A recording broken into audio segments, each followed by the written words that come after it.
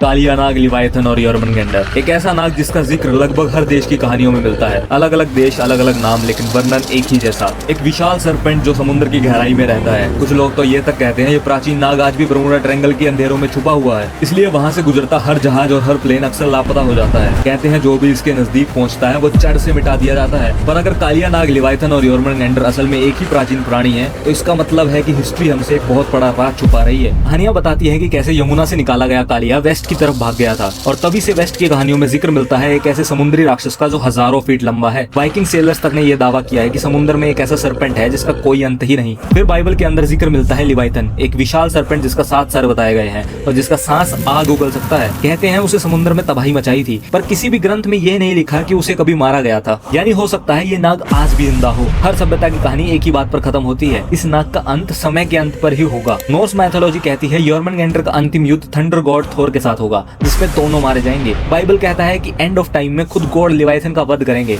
और पुरानी ग्रंथ में भी लिखा है कि कलयुग का अंतिम समय एक ऐसा युद्ध होगा जहां प्राचीन शक्तियों का अंत होगा। पर सबसे डरावनी बात यहीं से शुरू होती है। कुछ पुरानी टेक्स्ट और लोक कथाओं में एक सीक्रेट सोसाइटी ऑफ नागास का जिक्र आता है, एक ऐसा समाज जहां कुछ इच्छाधारी नाग रूप बदलकर इंसानों के बीच रह रहे हैं। क्योंकि हर नाग शेष नाग या वासुकी नाग की तरह धरती का रक्षक नहीं होता, कुछ नाग इंसानों को ही अपना दुश्मन मानते हैं। इसलिए कल की पुराण और भविष्य मालिका में लिखा है कुछ नाग छुप कर दुनिया में युद्ध और विनाश फैलाने की कोशिश करेंगे, हवा में प्रदूषण फैलाएंगे, पक्षियों को मिटा देंगे और धरती की यमुना और गंगा नदियों को सुखा देंगे। जब धरती कमजोर हो जाएगी तब नागलोक का द्वार खुल जाएगा और नाग फिर से धरती पर अपना राज जमाने के लिए लौट आएंगे। कहते हैं ये नाग कली का साथ देंगे, लेकिन हर कहानी में एक और नाम भी आता है, वो जो अनंत सागर पर लेटे हुए हैं। भविष्यवाणियां कहती हैं कि कलयुग के अंत पर वो धरती पर अपना आखिरी अवतार लेने वाले हैं। पर कहानी ये भी कहती है कली की सेना इतनी विशाल होगी कि विष्णु भगवान के अवतार को भी हेल्प लगेगी। तो अब सवाल ये है, भगवान कैसे बनाएंगे एक ऐसी सेना जो कली की सेना का सामना कर सके? क्या हिस्ट्री फिर से रिपीट होगी? ये शायद वो युद्ध शुरू भी हो चुका है और हमें पता भी नहीं। क्योंकि अगर भविष्यवाणियां सच हैं तो कलयुग का अंत अब ज्यादा दूर नहीं, और जब कल की आएंगे तो सबसे बड़ा सवाल होगा कौन होंगे उनकी सेना में।